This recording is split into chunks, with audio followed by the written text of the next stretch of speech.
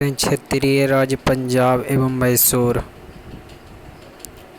सिख साम्राज्य का संस्थापक किसे माना जाता? महाराजा रंजीत सिंह 1799। महाराजा रंजीत सिंह किस मिसल से संबंधित है? शुक्र चकिया से। महाराजा रंजीत सिंह के राज्य की राजधानी कहाँ स्थित है? तो लाहौर में। महाराजा रंजीत सिंह ने सुप्रसिद्ध कोहिनूर हीरा किससे प्राप्त किया? तो शाह शुजा से। 25 अप्रैल 1809 को अमृतसर की संधि किनके मध्य संपूर्ण हुई? महाराजा रंजीत सिंह तथा अंग्रेजों के मध्य। महाराजा रंजीत सिंह एक धर्मनिरपेक्ष शासक थे, इसलिए उन्होंने कहा था, ईश्वर की इच्छा थी कि मैं तब धर्मों को एक निगाह से देखूं, इसलिए उसने दूसरी आँख की रोशनी ले ली। वर्ष 1845 में प्रारंभ हुआ प्रथम आंग्ल सिख युद्ध के दौरान भारत का गवर्नर जनरल कौन था? तो लॉर्ड हार्डिंग प्रथम। प्रथम आंग्ल सिख युद्ध की संधि दोबारा समाप्त हुआ? तो लाहौर की संधि 1846 में। महाराजा रंजीत सिंह का उत्तराधिकारी कौन था? खड़क सिंह। आगे देखते हैं। महत्वपूर्ण तिथियां: पुरंदर की संधि 1665 ईस्वी में, बड़गाम की संधि 1779 ईस्वी में, सालबाई की संधि 1782 ईस्वी में, देवगाम की संधि 1803 ईस्वी में, सुरजी अर्जुन गांव की संधि 1803 ईस्वी में, पूना की संधि 1817 ईस्वी में, लाहौर की संधि 1806 ईस्वी में, अमृतसर की संधि 1809 ईस्वी में। द्वितीय आंग्ल सिख युद्ध किस गवर्नर जनरल के कार्यकाल में हुआ? तो लॉर्ड डलहौजी। 13 जनवरी 1849 को हुए जालियांवाला युद्ध में अंग्रेजी सेना का नेतृत्व किसके द्वारा किया गया? तो लॉर्ड गफ के द्वारा। सिख साम्राज्य का अंतिम शासक कौन था? दलीप सिंह। वर्ष 1849 में हुए ब्रिटिश साम्राज्य में सिख साम्राज्य के विलय के दौरान भारत का गवर्नर जनरल कौन था? लॉर्ड डलहौजी। स्वतंत्र रूप से स्वतंत्र राज्य के रूप में मैसूर की स्थापना किसके द्वारा स्थापित किया गया? हैदर अली। अंगल मैसूर संघर्ष। प्रथम अंगल मैसूर युद्ध, मैसूर शासक हैदर अली और बंगाल का गवर्नर लॉर्ड वेरलस्ट। संधि मद्रास संधि 1769 में। हैदर अली दक्षिण भारत का प्रथम शासक था जो अंग्रेजों से पराजित नहीं हुआ। द्वितीय अंगल मैसूर युद्ध 1780 से लेकर 1784 तक। मैसूर शासक हैदर अली, इसमें बंगाल का गवर्नर जनरल वारेन हेस्टिंग। संधि मंगलौर संधि 1784 ईस्वी में। हैदर अली की मृत्यु के बाद टीपू सुल्तान के नेतृत्व में युद्ध हुआ।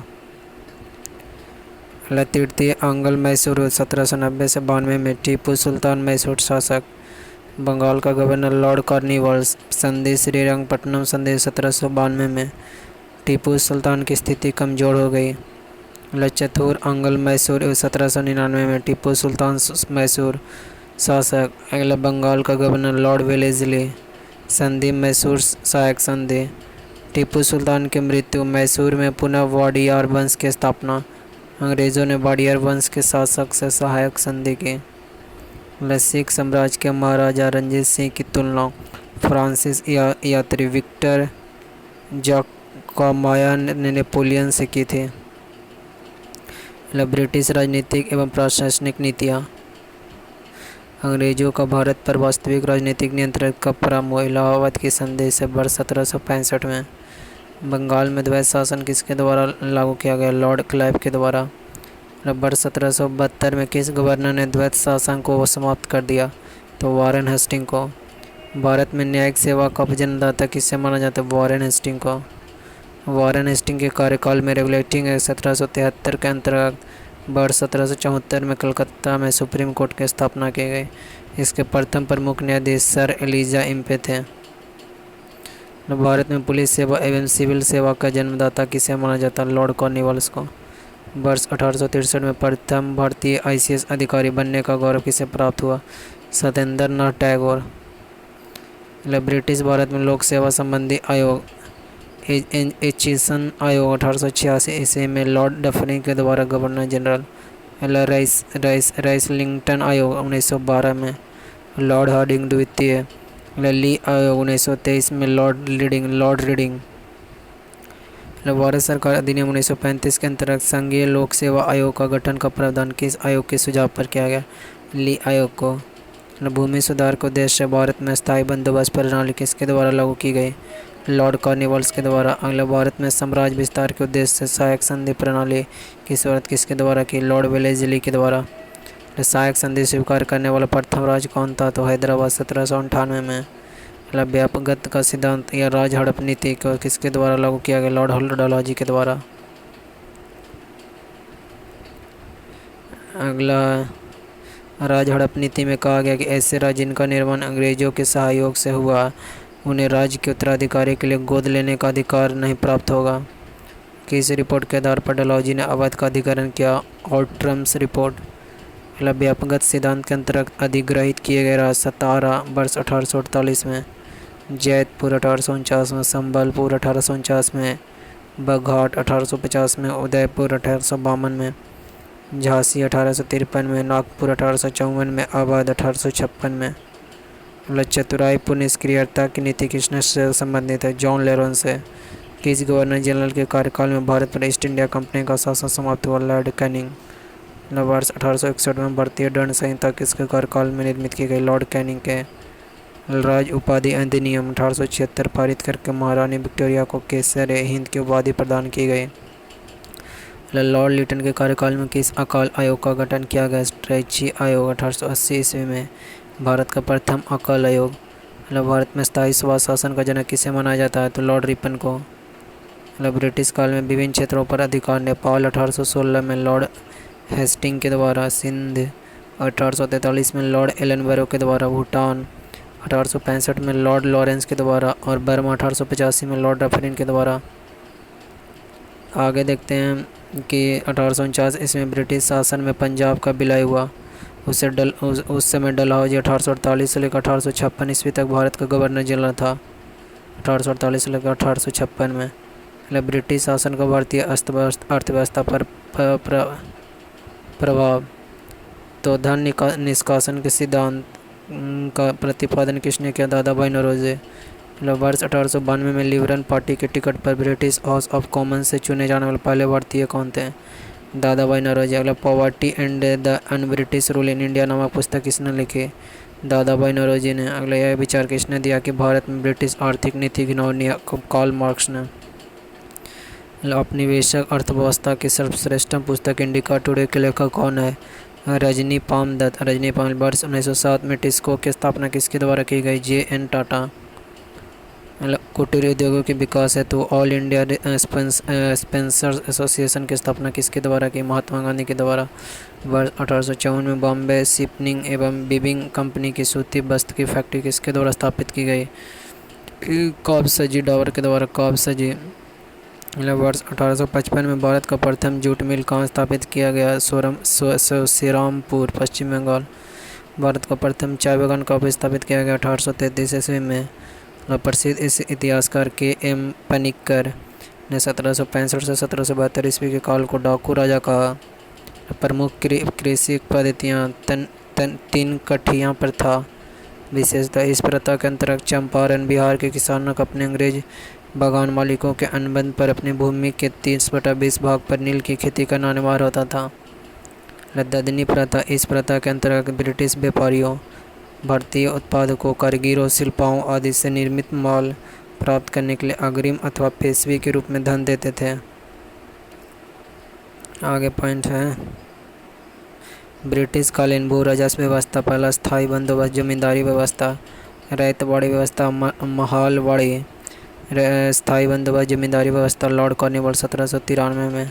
रैयतवाड़ी व्यवस्था टॉमस मूर 1820 ईस्वी में। मालवाड़ी व्यवस्था होल्ट मैकेंजी 1822 में।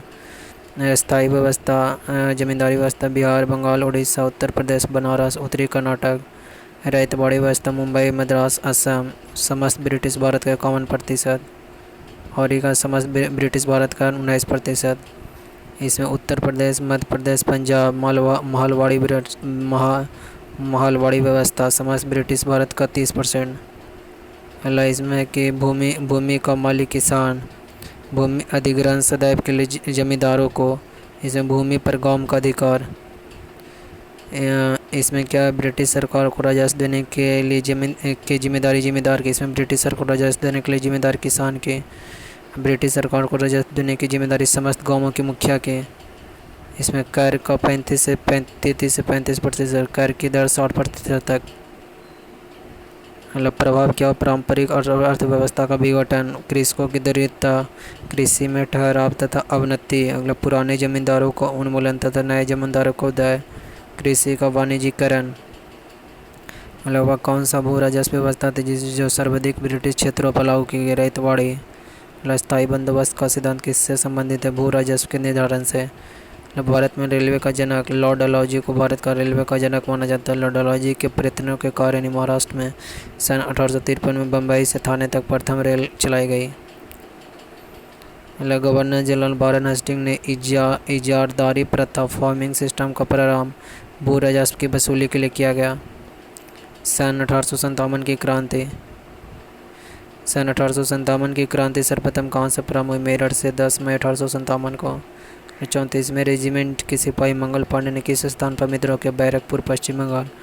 1857 के स्वाधीनता संग्राम का प्रतीक क्या थे, कमल एवं रोटी। वर्ष 1857 के विद्रोह का तत्कालिक कारण क्या था, इनफील्ड राइफल्स में चर्बी वालों कारतूस का प्रयोग। अंग्रेजों के शासनकारी आर्थिक, राजनीतिक, धार्मिक और प्रशासनिक नीतियों के प्रभाव ने 1857 के विद्रोह का जन्म दिया। 1857 ईस्वी के विद्रोह के समय भारत का गवर्नर जनरल कौन था, लॉर्ड कैनिंग। 1857 ईस्वी के विद्रोह के समय ब्रिटिश प्रधानमंत्री कौन थे, पामस्टर्न। 1857 ईस्वी के स्वतंत्रता संग्राम से संबंधित पहली घटना कौन सी है, सैनिकों का दिल्ली के लाल किले पर पहुंचना। 1857 के विद्रोह में भाग लेने वाले सर्वाधिक सैनिक किस राज्य क्षेत्र से अवध है। 1857 ईस्वी में किसने इलाहाबाद को आपातकालीन मुख्यालय बनाया, लॉर्ड कैनिंग ने। केंद्रीय संगठन की कमी तथा सुनियोजित रणनीति के अभाव में 1857 ईस्वी का विद्रोह सफल रहा। लखनऊ में 1857 ईस्वी की क्रांति का नेतृत्व किस महिला ने किया था, बेगम हजरत महल ने। 1857 ईस्वी के स्वाधीनता संघर्ष में प्रमुख भूमिका निभाने वाली रानी लक्ष्मीबाई का जन्म कहाँ हुआ था, वाराणसी में। रानी लक्ष्मीबाई का अंतिम युद्ध में किसने पराजित किया, कैप्टन हॉरिज ने। असम में 1857 ईस्वी की क्रांति का नेता कौन था, दीवान मनीराम दत्त। फैजाबाद से विद्रोह कर रहे किस क्रांतिकारी को पकड़ने के लिए अंग्रेजों ने 50,000 रुपये का इनाम रखा, मौलवी अहमदुल्ला को। कानपुर से विद्रोह का नेतृत्व कर रहे नाना साहब ने किसे अपना सेनापति नियुक्त किया, तात्या टोपे रामचंद्र पांडुरंग को।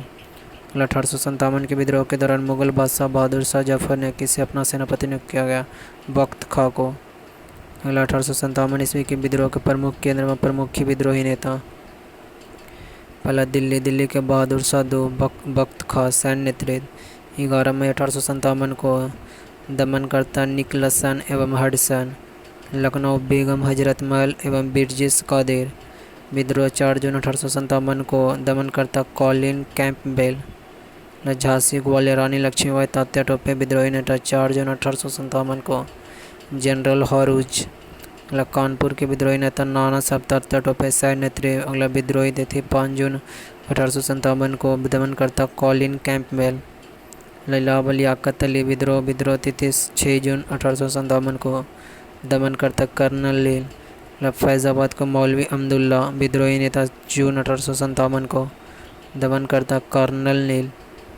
जगदीशपुर को कुंवर सिंह अमर सिंह। 12 जून 1857 को विलियम टेलर एवं विसेंट आयर।